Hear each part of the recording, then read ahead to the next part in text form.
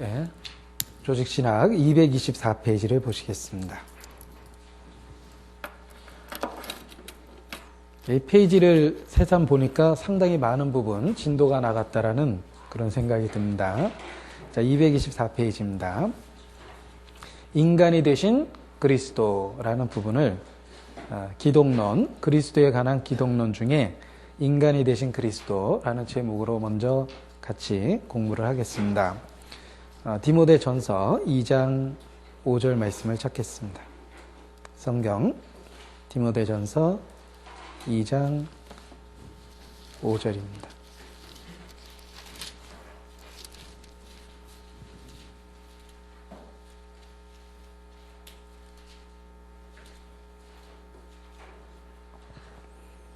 이 장 5절 같이 읽겠습니다.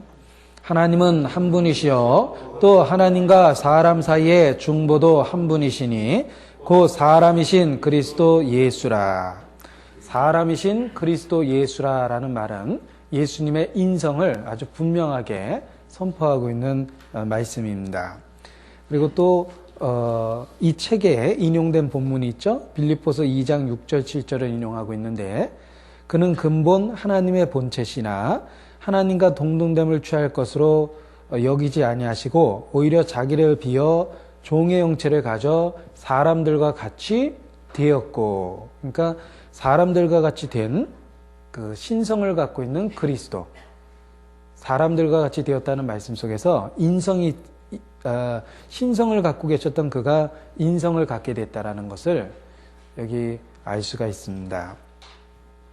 예수님을 사람의 아들, 인자라고 불렀는데 그 사람의 아들이라는 표현을 가만히 생각해 보면 예수님의 인성을 강조했다는 것을 알 수 있습니다. 우리가 사람에게 사람이라고 표현하는 것은 언어적인 모순이 있습니다. 그리고 우리가 쓰는 말로는 좀 이상하죠. 사람을 사람이라고 얘기하는 건 당연한 건데 그걸 새롭게 이렇게 표현한다는 것 자체가 이상하거든요. 뭐 욕할 때는 쓰더라고요. 뭐 인간아 뭐 이러면서 쓰는데 이게 사람의 아들이라는 말을 예수님이 쓰셨거든요. 그거는 사람이 되신 걸 강조하기 위해서 쓰신 거지 원래 사람한테 사람의 아들이라고 인자라고 쓰는 거는 유대 관념에서도 이상하답니다. 그러니까 무슨 말씀인지 알겠죠? 그러니까 원래 사람인데 사람의 아들이라고 새삼스럽게 쓸 수 없다는 거죠. 그건 당연한 거기 때문에. 그런데 예수 그리스도한테 그 표현을 쓴 것은 예수님이 사람이 되었다라는 것을 신성이 있는데 사람이 된 거라는 걸 강조하기 위해서 썼다는 겁니다. 그래서 그 인자라는 말을 우리들끼리 주고받으면 아주 우스운 말이에요. 그건 유대 관념으로도 그 시대 배경으로도 그렇답니다. 그런데 예수님이 굳이 그 인자라는 말을 자신에게 사용하신 것은 사람이 되었다라는 걸 강조했다는 겁니다. 이제 인간이 되신 그리스도다 이렇게 얘기할 수 있습니다. 예수님은 인간이 되셨습니다. 그게 이제 구속의 사역과 밀접하게 관련이 있습니다. 하나님과 사람 사이의 중보, 바로 사람이신 그리스도가 필요했기 때문에 그렇습니다. 고린도전서 15장 21절입니다. 찾겠습니다. 고린도전서 15장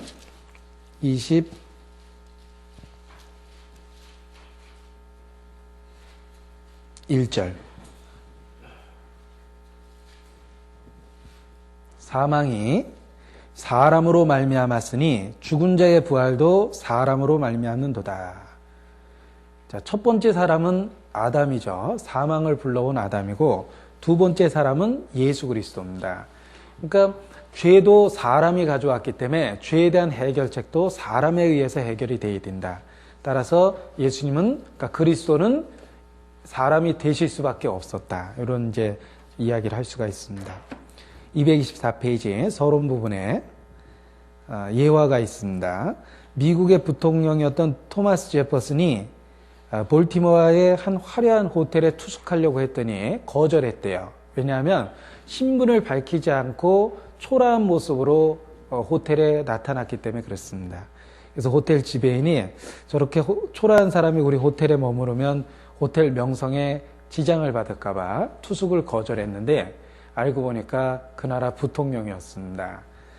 그래서 알아보지 못하고 그를 거절한 어리석음을 범했는데 그것보다 더욱 어리석은 건 2000여 년 전에 우리와 함께 사셨던 예수께서 하나님이시라는 놀라운 사실을 알지 못했다는 것, 그것이 더욱 어리석음이었다, 이런 이야기를 합니다.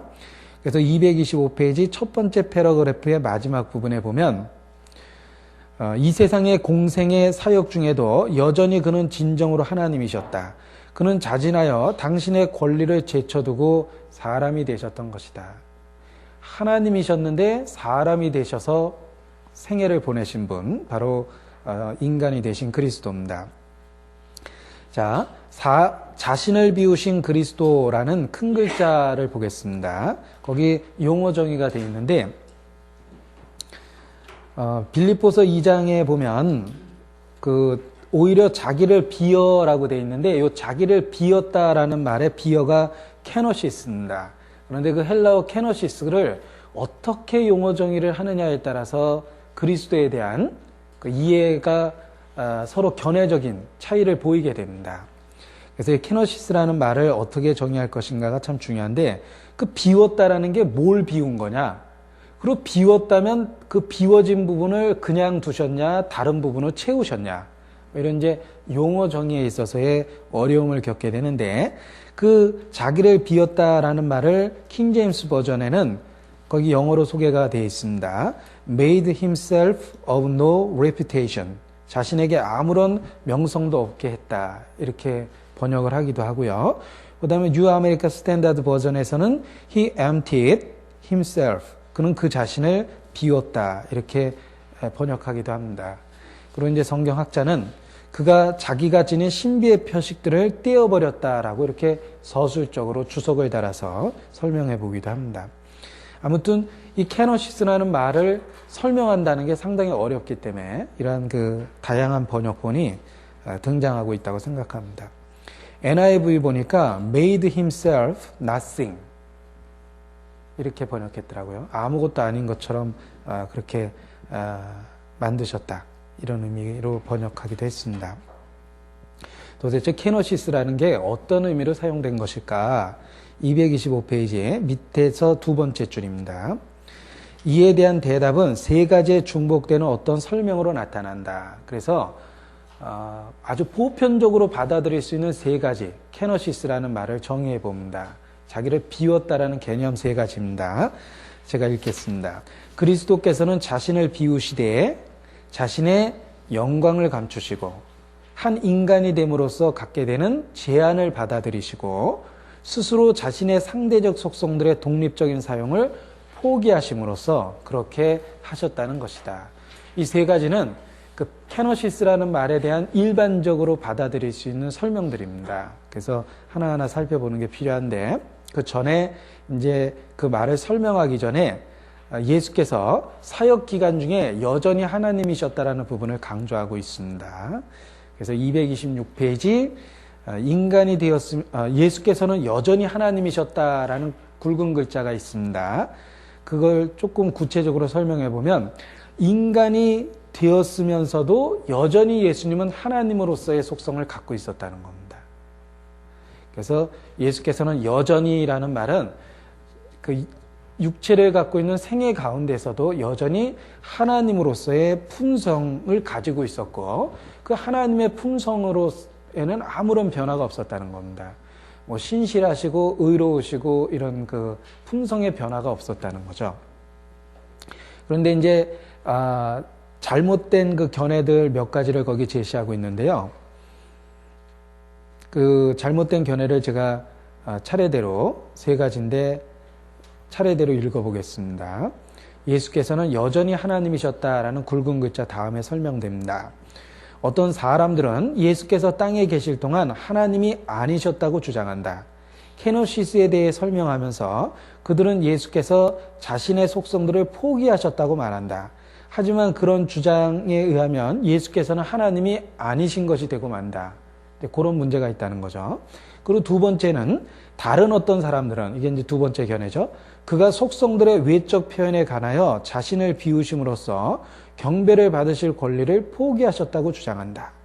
세 번째 부류의 사람들이 하는 주장은 예수께서 신으로서의 자의식을 포기하셨다는 것인데, 이것은 곧 예수께서 하나님의 속성을 가졌지만 그것을 알지 못하였다는 걸 의미한다. 이 세 가지 설명은 뭔가 문제를 발생시키고 있다는 겁니다. 그 문제가 무엇인지를 거기 지적했는데, 제가 계속해서 읽어보겠습니다. 만일 예수께서 자신이 지닌 어떠한 속성들을 포기하실 수 있었다고 말한다면 항상 문제점이 있게 된다. 이런 견해는 문제점이 있습니다. 만일 예수께서 그렇게 하셨다고 한다면 결국 그는 하나님이시기를 그만두셨다라는 것이 되고 만다. 이런 문제가 생깁니다.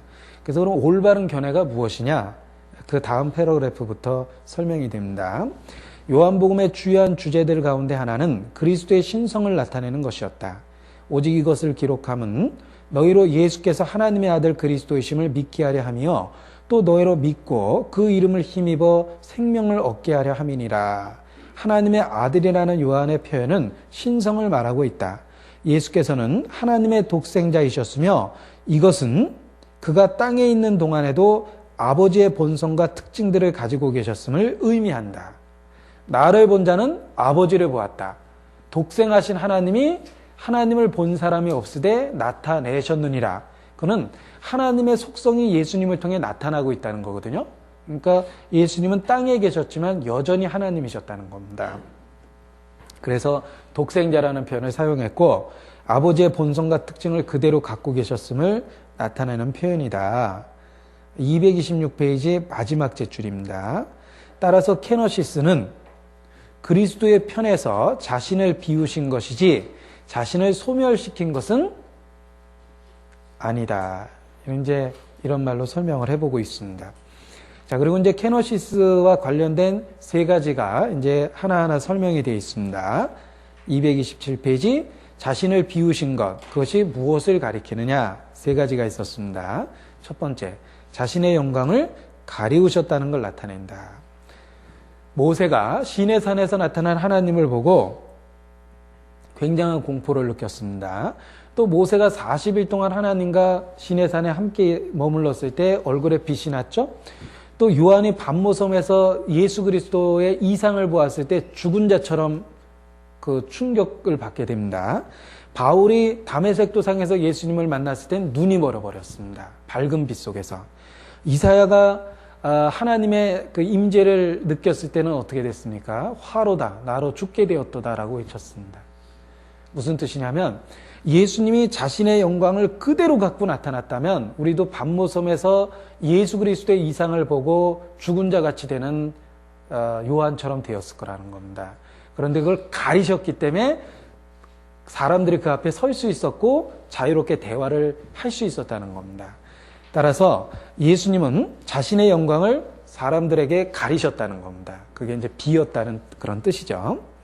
227페이지 밑에서 다섯 번째 줄입니다. 만일 예수께서 성육신하시기 이전에 자신이 가졌던 영광을 가리우지 않았다면 그는 땅에 오셔서 하시려 했던 것을 이루지 못하셨을 것이다. 인간의 영혼들을 구원하려 하셨을 때에 그리스도께서는 잠정적으로 자신의 영광을 감추셔야 했다. 그래서 영광을 스스로 감추셨다. 이런 뜻이고요. 그리고 두 번째 228페이지 굵은 글자로 두 번째가 설명이 되어 있습니다. 인간으로서 지니는 제한에 복종하셨다. 자, 인간으로서 당하는 제한적인 것에 복종하셨다라고 되어 있습니다. 예를 들면 예수님은 먼 거리를 갈 때 걸어 다니셨습니다. 걸어 다니면서 피곤함을 느끼셨습니다. 그리고 목말라 하셨고 시장에 하셨습니다. 피곤해 하셨습니다. 얼마나 피곤하셨다면 폭풍우 치는 바다 한복판에서 잠이 들었겠습니까? 그는 예수님이 굉장히 피곤하셨다라는 걸 나타내는데 예수님은 그러한 그 육체의 한계, 인간으로서 느끼는 제한을 계속 받으셨다는 겁니다. 그리고 어른으로서 갑자기 나타난 것이 아니라 출생하셨고 성장이라는 단계를 거치고 부모에게 수종드는 단계를 거쳤습니다. 그러니까 독립된 개체로서 성장하기 전에 부모에게 수종드는 단계를 거치셨습니다. 이런 모든 것들은 인간으로서의 지니는 그 제한적인 삶에 그대로 따르셨다는 겁니다. 그래서 예수께서 이러한 그 인간 육체의 제한을 그대로 받으셨다라는 걸 통해서 우리는 상당한 위로를 받습니다. 그것은 내 모든 고통 잘 아시는 주님, 늘 돌보아 주실 것을 내가 확실히 아네 라는 찬송의 제목처럼 우리의 삶의 여러 고통을 그분이 함께 느끼고 있다라고 이해할 수 있다는 겁니다. 따라서 228페이지 마지막 패러그래프에 보면 예수께서 스스로 인간이 되심으로써 자신을 제한하셨다는 사실은 우리로 하여금 그가 우리의 생활 가운데 일어나는 일들을 이해하신다는 확신을 느끼게 해준다. 우리의 삶의 고통을 그가 알고 계시다는 거죠. 자, 세 번째입니다. 229페이지 굵은 글자로 인쇄된 세 번째입니다. 그는 자신이 가진 몇몇의 속성들의 독립적인 사용을 포기하셨다. 예를 들면 전지, 편재, 전능 이런 것의 일부를 포기하셨다는 겁니다. 그런데 이제 한 가지 논쟁거리는 있습니다. 예를 들면 이제 예수님은 전지했기 때문에 신성이 드러났거든요. 예를 들면은 예수님의 전지를 나타낼 수 있는 것 중에 하나가 마지막 성찬의식, 그러니까 마지막 만찬을 준비하실 때 어디서 우리가 이 명절을 보낼 수 있냐고 그러니까 예수께서 어디로 가면은 물동이를 지고 가는 남자를 보게 될 건데 그를 쫓아가면 큰 넓은 다락이 있는 방으로 인도할 것이다. 이런 얘기 하시잖아요. 그게 이제 전지입니다. 그 제자들이 딱 간 순간에 하필이면 그때 물동이를 이고 가고요.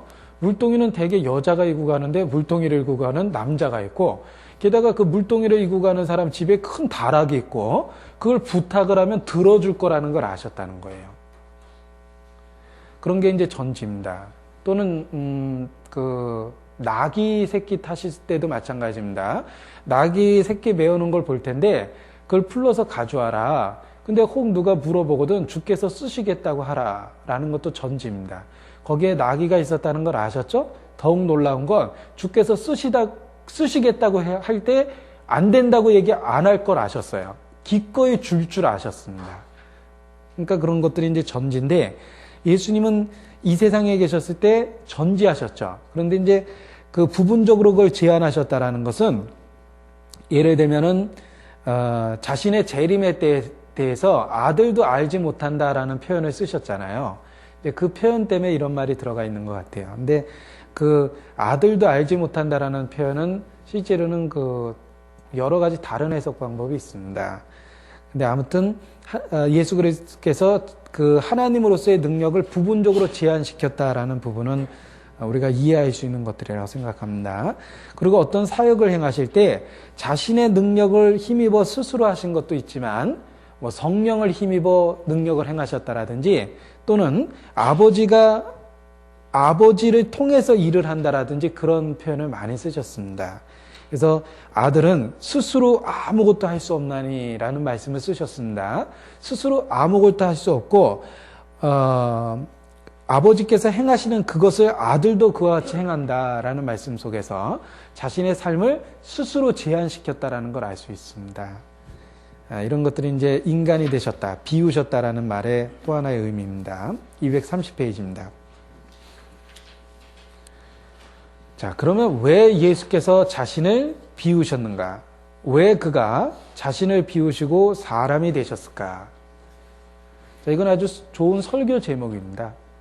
예수께서 왜 자신을 비우시고 사람이 되셨을까라는 말에 거기에 네 가지가 굵은 글자로 인쇄되어 있는데 하나하나가 설교의 대지라고 생각합니다. 첫 번째는 사랑, 하나님을 드러내기 위하여, 세 번째가 구원, 네 번째가 모범적 삶의 신뢰, 이런 거로 제시되어 있습니다.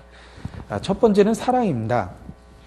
예수께서 자신을 비우시고 사람이 되신 것은 사람 사랑하심을 디도서에 뭐라고 되어 있죠? 3장에 보면 사람 사랑하심을 나타내실 때에, 그러니까 사람 사랑한다는 걸 나타내는 방법 중에 하나가 사람처럼 인성을 가지신 거죠. 그래서 사람 사랑하심을 나타낼 때 사랑하심을 나타낼 때라는 말씀처럼 육신을 갖고 오시면서 사랑을 표현했습니다. 그리고 두 번째는 하나님을 드러내기 위해서 인간의 언어로서 하나님을 우리에게 계시하기 위해서 사람이 되셨다는 겁니다.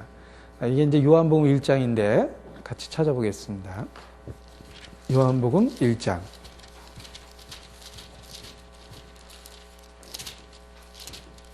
18절입니다.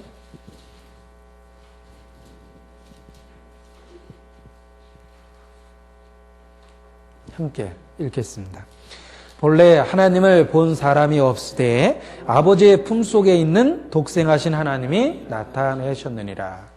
독생하신 하나님이라는 말 옆에 나눠져 있죠. 5번 독생자가 이렇게 돼 있어요. 그러니까 하나님을 본 사람이 없는데 독생자께서, 독생하신 하나님인 독생자께서 하나님을 나타내셨다는 겁니다. 그래서 인간의 언어로서 인간의 모습이 되셔서 하나님을 우리에게 계시했다. 그렇게 설명할 수 있습니다. 세 번째는 구원을 이루시기 위해서 사람이 되셨다. 그래서 한 사람으로 말미암아 죄가 들어왔고 또 한 사람으로 말미암아 세상에 구원이 왔습니다. 231페이지 보면 아담 안에서 되어진 일과 그리스도 안에서 되어진 일을 대조를 시켰는데 아담 안에서 죄가 모든 사람에게 들어왔고 그리스도 안에서 모든 사람에게 구원이 제공됐고 아담 안에서 우리는 죽었고 그리스도 안에서 영생이 주어졌고 아담 안에서 우리는 죄의 본성을 갖게 되었고 세 번째가 그리스도 안에서 새로운 본성이 주어졌다 그랬죠. 우리에게 죄성은 자연스러운 겁니다. 본능이죠, 거의. 아주 자연스럽게 죄가 이렇게 우리 안에 딱 붙어 있습니다. 근데 구원을 받으면 새로운 본성이 우리 안에 또 주어집니다. 그래서 주님 안에서 살고자 하는 본성적인 그 소원이 생깁니다. 그래서 너희 속에 소원을 두고 행하게 하셨다라는 말씀처럼 우리 속에 주님 안에서 살고 싶어하는 또 다른 마음이 있다는 걸 발견하게 됩니다.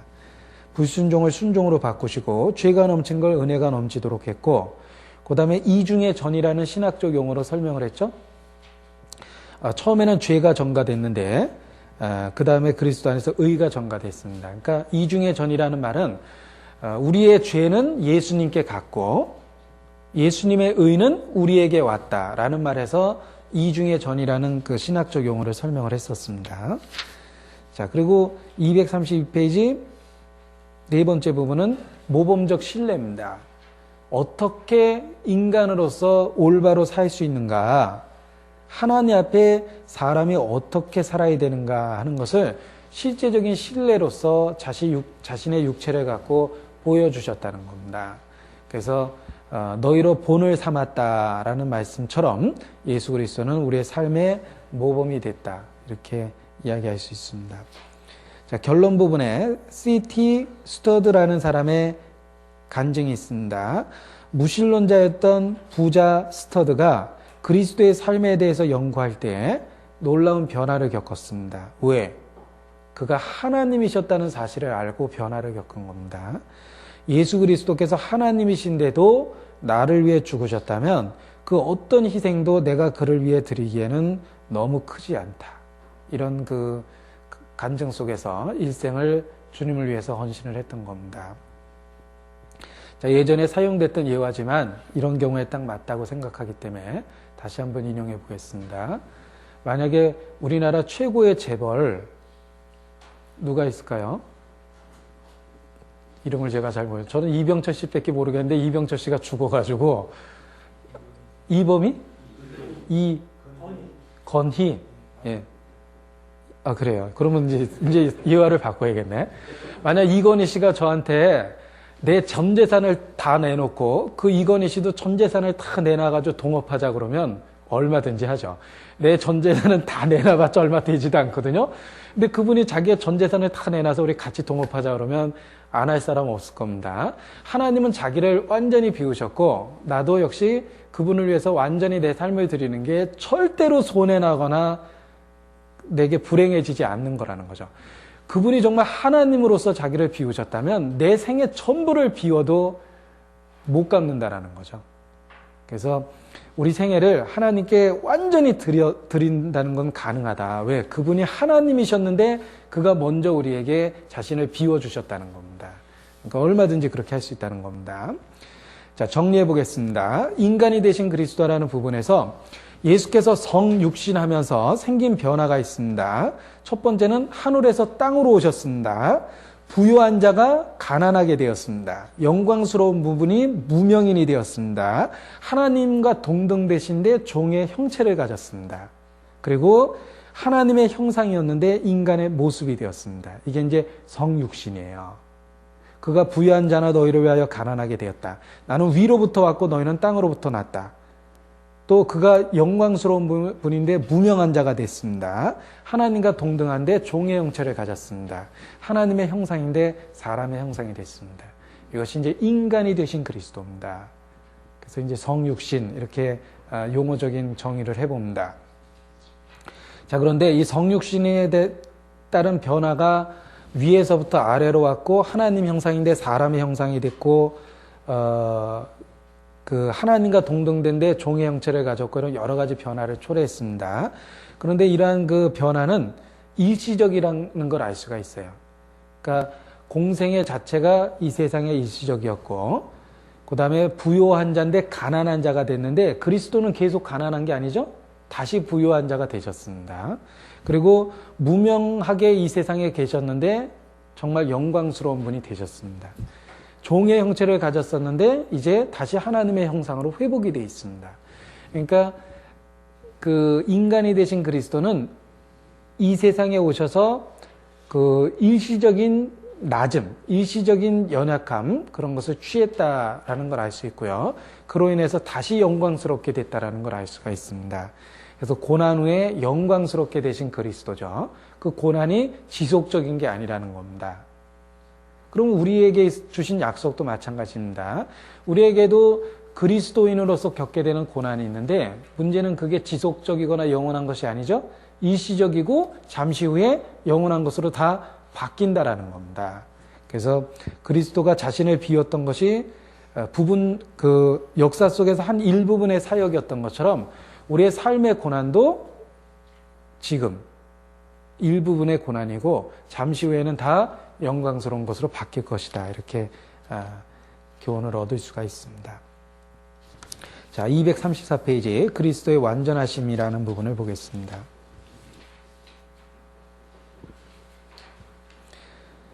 자, 예수님은 완전하신 신인이셨습니다. 신인, God man. 235페이지에 보면 예수께서는 신인이시다. 이 단어를 하이픈으로 연결한 이유는 예수께서 완전한 하나님이신 동시에 완전한 인간임을 나타내기 위해서다. 그는 하나님의 아들이시며 동시에 인자, 사람의 아들로 불리셨다.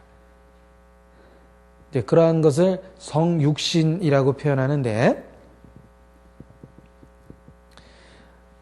동정여태에서 잉태되었다는 사실이 한 인간의 몸에 신과 인간이 합체되었다라는 것을 나타냅니다. 성육신입니다. 236페이지입니다. 신적인 말씀이라는 굵은 글자 부분입니다. 사도 요한만이 사용한 그리스도의 이 호칭은 그의 신성을 암시하고 있다. 말은 의사 전달의 매체이다. 요한이 예수님을 말씀이라고 불렀을 때 그는 하나님께서 예수 그리스도라는 매체를 통하여 인간에게 자신의 의사를 전달하셨음을 암시하고 있다. 따라서 말씀은 사람들에게 하나님이 어떤 분이신지 또 하나님께서 그들에게 무엇을 계시하셨는지를 보여주는 한 인격의 체현이었다. 이 말씀이란 단어는 표현 또는 의사 전달을 의미하며 예수 그리스도는 하나님을 우리에게 계시하고 있는 분이시다 이런 겁니다. 그리고 이 성부와 성자는 동일하며 일체성을 갖고 있다라는 용어로 설명을 하고 있습니다.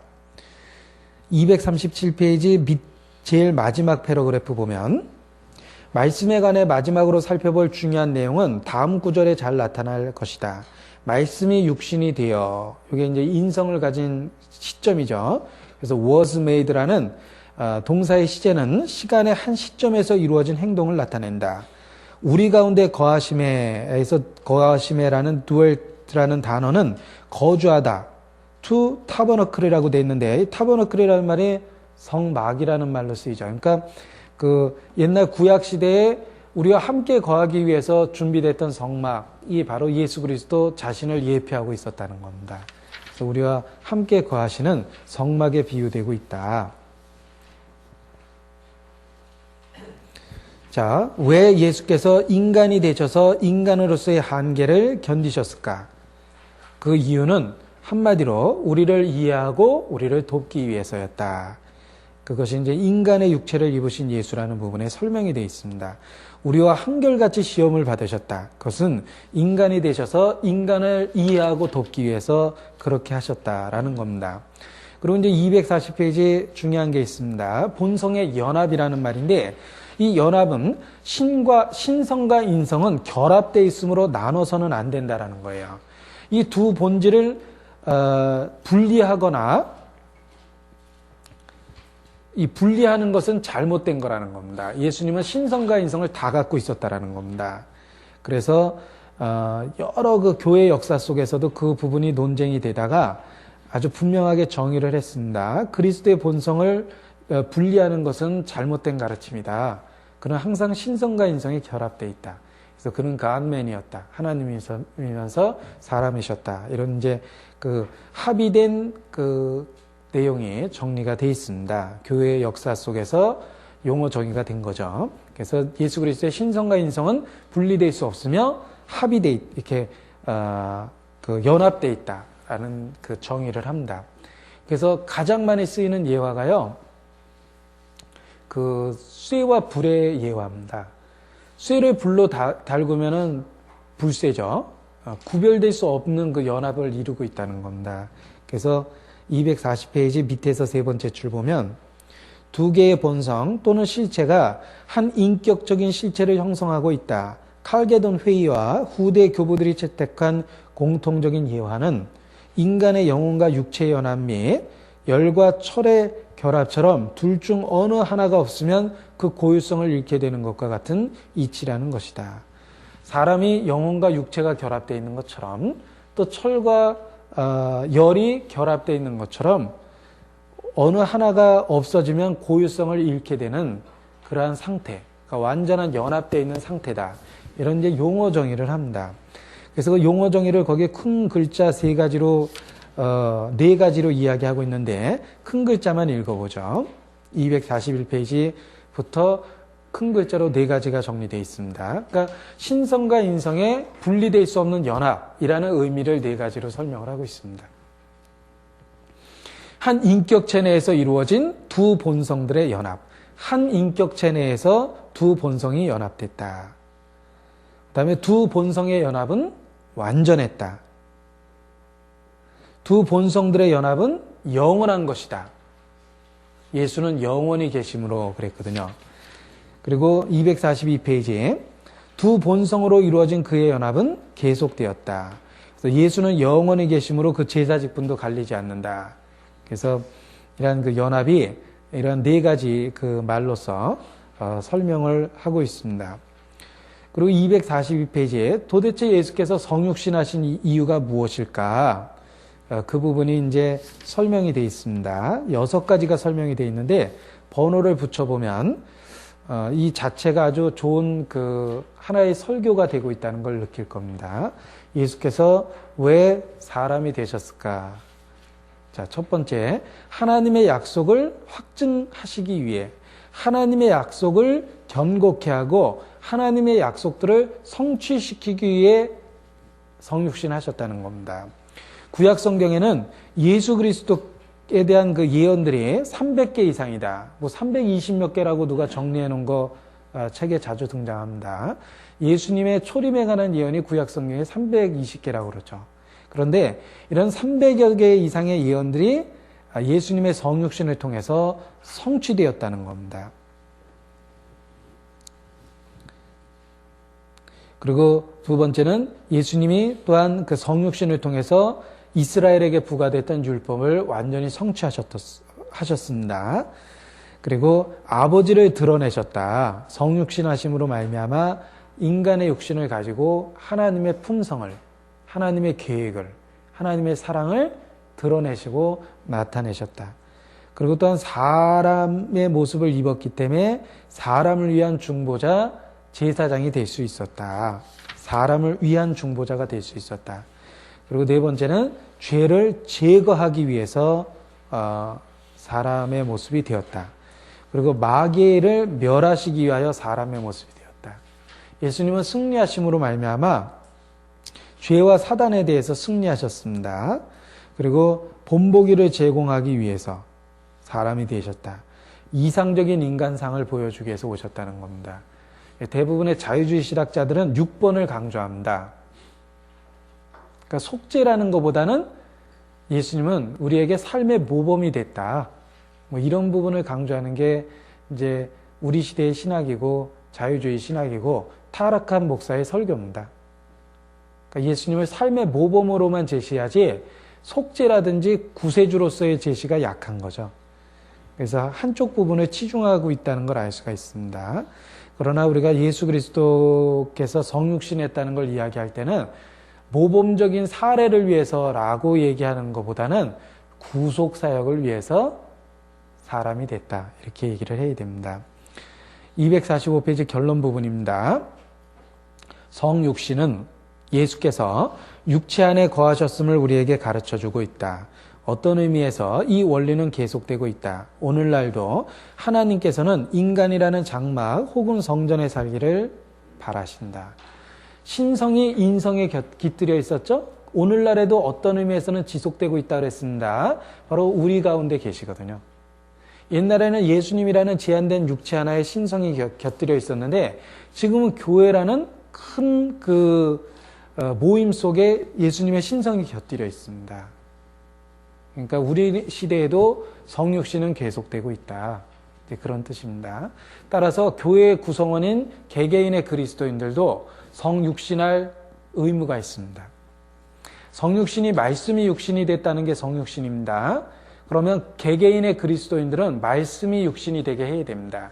성경에 기록된 가르침과 말씀들이 우리의 실제 생활 속에서 나타나야 된다는 거죠. 그게 이제 성육신이 지금도 계속해야 된다. 그런 의미입니다. 그래서 245페이지 밑에서 세 번째 줄입니다. 첫 번째 단계는 신성과 인성이 그리스도 안에 함께 존재하는 것이며, 이게 이제 역사적인 사실이죠. 그리고 이제 우리에게 이루어져야 될 겁니다. 이제 우리는 두 번째 단계가 이제 우리 삶에서 이루어져야 되죠. 우리의 삶에서 말씀이 육신이 되도록 그렇게 완성되도록 해야 한다. 이렇게 이제 아주 기가 막힌 적용을 했습니다. 247페이지입니다. 그리스도의 죽음입니다. 자, 기독론을 이야기할 때 가장 핵심적인 부분이죠. 예수님의 죽음에 대한 이야기입니다. 예수님의 사역이 죽음에 집중되어 있다는 것은 누구든지 관찰해보면 쉽게 발견할 수 있는 사실입니다. 대부분의 위인전은 생애를 집중적으로 조명하며 죽음을 간단하게 다루지만 예수님의 생애에 대한 기록은 반대입니다. 죽음을 집중적으로 다루고 있다는 거죠. 그래서 사복음서 자체가 예수님의 죽음이라는 부분에 가장 많은 페이지를 할당하고 있습니다. 그의 사역은 죽음을 위한 부분에 강조되어 있습니다. 예수님 말씀처럼 죽기 위하여 자기 목숨을 많은 사람의 대속물로 내어주기 위해서 오셨던 겁니다. 그래서 인자에 온 것은 섬김을 받으려 함이 아니라 도리어 섬기려 하고 자기 목숨을 많은 사람의 대속물로 주려 함이니라 라는 말씀처럼 우리를 위하여 죽으려고 오신 겁니다. 서론 부분입니다. 예루살렘 외곽의 갈보리라 불리는 언덕은, 자, 신약 성경에 갈보리가 있습니까? 그런 단어가 없습니다. 그런데 왜 사람들이 갈보리라고 그러죠? 놀라운 갈보리 그러잖아요. 그 갈보리가 골고다라는 그 말을 라틴어 번역으로 한 겁니다. 그래서 로마 시대의 라틴어 번역이 그 벌게이트라는 라틴어 번역만 봤잖아요. 그러다 보니까 그 갈보리라는 말이 널리 퍼진 말이 됐는데 그게 이제 골고다, 해골의 곳이라는 곳을 갈보리라고 그래요. 그래서 우리말 성경에는 갈보리라는 말이 안 나와요. 제가 이제 처음 그 성경을 배울 때 찬송을 부르다 보니까 갈보리 뭐 십자가 뭐 이런 거 찬송이 나오는데 성구사전을 찾았더니 갈보리가 안 나와요. 그래가지고 야 이게 무슨 말인가 그랬는데 그게 라틴어 골고다입니다. 예수님이 처형된 장소죠. 예수님은 갈보리에서 죽임을 당하셨습니다. 248페이지입니다.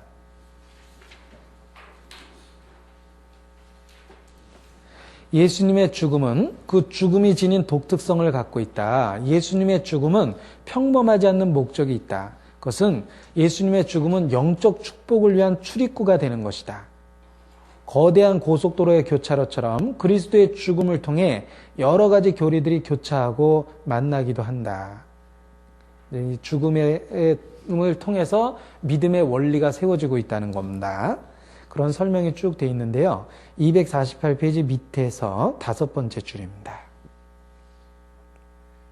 하나님의 공의와 거룩함이 만족되고 율법의 요구들이 충족되었을 뿐만 아니라 동일한 행위 속에서 하나님께서 죄인들을 향한 무한하신 사랑을 실행하셨음이 나타났다. 자, 하나님의 공의와 거룩함이 만족되고 율법의 요구들이 충족되었을 뿐만 아니라 이게 예수님의 죽음이죠. 공의가 실행된 겁니다. 그리고 무한하신 사랑이 나타났다. 공의와 사랑이 한꺼번에 죽음 속에서 나타났다는 겁니다. 249페이지 그리스도 죽음에 이르기까지의 시간적으로 살펴본 추이 그랬는데 이 내용은 예수님이 죽기 전날 밤부터 이렇게 사건을 추적해 갔어요. 그냥 큰 제목만 읽어보면 최후의 만찬이 있었고 마지막 여행을 하셨고 동산에서 기도했고 동산에서 잡히셨고 그리고 재판을 받으셨고 십자가에 못 박히셨고 그리고 부활하셨다. 뭐 이런 이야기입니다. 253페이지입니다. 십자가상의 그리스도의 말씀을 한자로 가상칠언이라고 그러죠. 그래서 가상칠언이란 십자가 위에서 하신 7가지 말씀이란 뜻입니다. 요거를 쉽게 외울 수 있는 방법은 한자어로 앞대가리를 외우는 겁니다. 용락자기 갈성혼, 용락자기 갈성혼 이렇게 몇 번 외우면 외워지는데 용, 아버지여 저희를 용서하여 주옵소서. 저희의 하는 일을 알지 못하나이다. 낙, 내가 오늘 나와 함께 낙원에 있으리라. 자, 보소서 아들이니이다. 기, 어찌하여 나를 버리셨나이까. 갈, 내가 목마르다. 성, 다 이루었다. 혼, 내 영혼을 아버지께 부탁하나이다. 이렇게 해서 7말씀을 하셨습니다. 용락자기 갈성혼, 그래서 몇 번 외우면 다 외워집니다. 256페이지. 그리스도의 죽음은 역사적인 사실 이상의 의미를 갖고 있다. 그것은 누구에게나 구원을 줄 수 있는 구원 사역이 죽음을 통해서 이루어진 거라는 거죠. 그래서 예수께서 죽으셨다라는 말은 역사인데요. 우리 죄를 위하여 죽으셨다라는 말은 그게 이제 교리가 되는 겁니다. 그죠? 예수께서 죽으셨습니다라는 말은 역사예요. 그것만 얘기하면 아무 의미가 없어요. 죽으셨다라는 게 우리에게 무슨 관련이 있냐? 우리를 위해 죽으셨다. 그게 이제 교리입니다. 교리라는 건 믿음의 핵심이라는 거죠.